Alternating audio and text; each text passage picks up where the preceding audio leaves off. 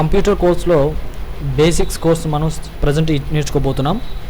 అయితే friends, computer బేసిక్స్లో మనకి తెలుసుకునేది ఏంటి అంటే కంప్యూటర్ అంటే ఏంటి, కంప్యూటర్ ఎలా వర్క్ చేస్తుంది, దాంట్లో డివైసెస్ ఏంటి, అండ్ దాంట్లో టైప్స్ ఏంటి, స్టోరేజ్ ఎలా చేస్తుంది, మెమొరీ అంటే ఏంటి, and parts input and output devices అంటే ఏంటి, అండ్ తర్వాత కంప్యూటర్ జనరేషన్స్ అంటే ఏంటి, దాంట్లో టైప్స్ ఏంటి, అట్లాగే కంప్యూటర్ సాఫ్ట్వేర్ అండ్ హార్డ్వేర్ అంటే ఏంటి, ఇటువంటివన్నీ కూడా కంప్యూటర్ బేసిక్స్లో మీకు తెలియజేయబోతున్నాను పార్ట్ వైజ్గా. కాబట్టి ప్రతి వీడియోని కూడా మీరు ఫాలో అవుతారని ఆశిస్తున్నాను. సో కంప్యూటర్ బేసిక్స్లో మనం తెలుసుకోవాల్సింది ఏంటి అంటే కంప్యూటర్ అంటే ఏంటి, అది ఎలా ఉంటుంది.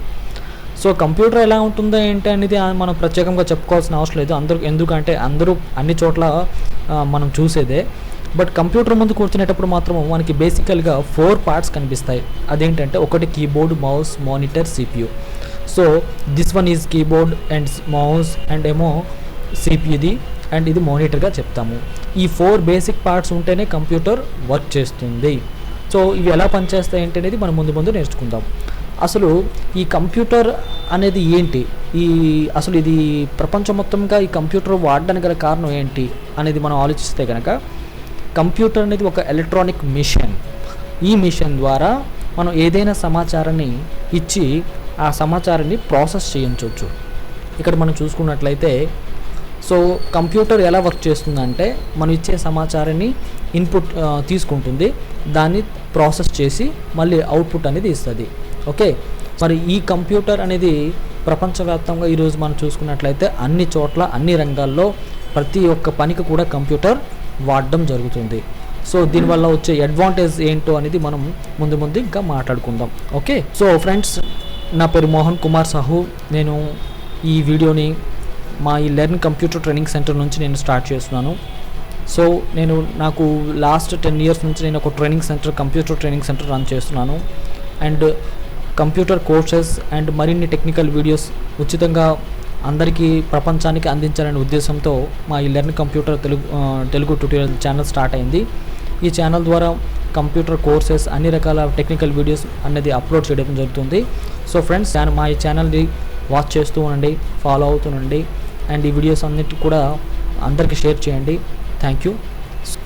ఓకే, సో ప్రజెంట్ మనం చూసుకున్నట్లయితే కంప్యూటర్స్, డెస్క్టాప్ కంప్యూటర్స్ ఉంటాయి అండ్ ఇదేమో ఇక్కడ ల్యాప్టాప్స్ ఉంటాయి. సో ఈ 2 కంప్యూటర్స్ కూడా పనిచేసే ప్రొసీజర్ ఒకటే, అది ఇన్పుట్ చేయటము అండ్ ప్రాసెస్ చేయటము అండ్ అవుట్పుట్ జరగటము. ఓకే, తర్వాత so evolution of computers. Present మనం చూస్తున్న కంప్యూటర్ కేవలం ఒక టేబుల్ మీద పెట్టుకునే కంప్యూటర్, పర్సనల్ కంప్యూటర్ లేదా ఒక చేతిలో పట్టే మన కంప్యూటర్ చూస్తున్నాం. బట్ ఈ కంప్యూటర్స్ రాక ముందర ఎన్నో రకాల డివైసెస్, కంప్యూటర్ మోడల్స్ అనేవి చూడడం జరుగుతుంది. మీరు స్క్రీన్ పైన చూస్తున్నట్లయితే అప్పట్లో యూజ్ చేయబడే కంప్యూటర్స్ అని కూడా ఒకదాని తర్వాత ఒకటి మీరు చూడబోతున్నారు. సో అప్పట్లో కంప్యూటర్స్ అనేవి చూసుకున్నట్లయితే చాలా స్లోగా పనిచేసేవి అండ్ తర్వాత వాటి యొక్క క్యాపబిలిటీ తక్కువగా సామర్థ్యం ఉండేవి ఇప్పటి కంప్యూటర్తో పోలిస్తే. కాబట్టి ఈ కంప్యూటర్లో రకాలేంటి, వాటి యొక్క జనరేషన్స్ ఏంటి, ఇవన్నీ మనం మాట్లాడుకుందాం త్వరలోనే. సో ఇప్పుడు చూడండి, కంప్యూటర్ జనరేషన్స్. మొత్తం కంప్యూటర్స్కి వచ్చేటప్పటికి 5 జనరేషన్స్ ఉన్నాయి. అవి first generation, second generation, third generation and fourth generation and totally 5th generation computers. మొత్తం 5 జనరేషన్స్ ఆఫ్ కంప్యూటర్స్. అందులో ఫస్ట్ జనరేషన్ కంప్యూటర్స్ గురించి మనం మాట్లాడుకున్నట్లయితే ఇక్కడ ఈ ఫస్ట్ జనరేషన్ కంప్యూటర్స్ 1946 to 59 పీరియడ్లో యూజ్ చేయడం జరిగింది. ఈ పీరియడ్లో వచ్చే కంప్యూటర్స్నే మనం ఫస్ట్ జనరేషన్ కంప్యూటర్స్ అంటారు. ఈ first generation computers hundreds of vacuum ట్యూబ్స్ని ఉపయోగించి తయారు చేశారు. అలాగే ఈ హండ్రెడ్స్ ఆఫ్ వాక్యూమ్ ట్యూబ్స్ని ఉపయోగించి తయారు చేయడం వల్ల ఒక కంప్యూటర్ సైజు చాలా పెద్ద మొత్తంలో స్థలాన్ని ఆక్రమించుకునేది. దీని యొక్క మెయింటెనెన్స్ కోసం ఎక్కువ విద్యుత్ అనేది ఖర్చు అవుతూ ఉంటుంది, కరెంట్ ఎక్కువగా తీసుకుంటుంది. అండ్ ఈ కంప్యూటర్ పనిచేయాలంటే సాధారణ మానవులు ఎవరు కూడా పనిచేయలేరు, ఎందుకంటే ఈ కంప్యూటర్లో మిషనరీ కోడ్లో పనిచేస్తాయి. మిషనరీ కోడ్ అంటే కంప్యూటర్కి అర్థమైన భాష, 0-1 కోడింగ్, దాన్ని మిషనరీ కోడ్ లేదా బైనరీ కోడ్ అంటారు. ఆ లాంగ్వేజ్లోనే కంప్యూటర్స్ అనేవి ఇవి పనిచేస్తాయి. కాబట్టి కామన్ మ్యాన్స్ ఎవరు కూడా ఈ కంప్యూటర్ని ఆపరేటింగ్ చేయడం సాధ్యం కాదు. అండ్ అలాగే కాకుండా ఇక్కడ ఈ కంప్యూటర్ని యూస్ చేసేటప్పుడు ఓవర్ హీట్ అనేది మనకి జనరేట్ అయ్యేది, వేడి ఎక్కువగా వచ్చేది. సో దీంతో ప్లస్ పాయింట్స్లో చూసుకున్నట్లయితే మైనస్ పాయింట్స్ ఎక్కువగా ఉన్నాయని మనం చెప్పుకోవాలి. అండ్ ఇక్కడ ప్లస్ పాయింట్స్ కాస్త మనం మాట్లాడుకున్నట్లయితే ఇవి అర్థమెటికల్ క్యాలిక్యులేషన్స్, లాజికల్ క్యాలిక్యులేషన్స్ ఇవన్నీ కూడా కంప్యూటర్ చేయగలదు. ఇకపోతే సెకండ్ జనరేషన్ కంప్యూటర్స్, ఇది 1959 to 65 పీరియడ్లో దీన్ని యూస్ చేయడం జరిగింది. ఈ సెకండ్ జనరేషన్ కంప్యూటర్స్ని ట్రాన్సిస్టర్స్ ప్లస్ ఐసీని ఉపయోగించి తయారు చేసిన కంప్యూటర్స్ ఈ సెకండ్ జనరేషన్ కంప్యూటర్స్. అండ్ ఈ సెకండ్ జనరేషన్ కంప్యూటర్ గురించి మనం మాట్లాడుకున్నట్లయితే మొదటి తరం కంప్యూటర్ల కంటే రెండో తరం కంప్యూటర్లు ఫాస్టర్గానే పనిచేసే కంప్యూటర్లుగానే చెప్పొచ్చు. ఓకే, అండ్ తర్వాత ఈ కంప్యూటర్స్ అనేవి అసెంబ్లీ లాంగ్వేజ్ని ఉపయోగించి తయారు చేయడం వల్ల కంప్యూటర్స్ని వాడే వాళ్ళ శాతం ఇక్కడ పెరిగింది. ఎందుకంటే ఎవరైతే అసెంబ్లీ లెవెల్ లాంగ్వేజ్ నేర్చుకుంటారో వాళ్ళు ఈ కంప్యూటర్స్ని యూస్ చేయొచ్చు. అప్పట్లో ఈ డేటాని స్టోర్ చేయడానికి మ్యాగ్నెట్ టేప్స్ యూస్ చేసేవారు డేటా స్టోరేజ్ కోసం.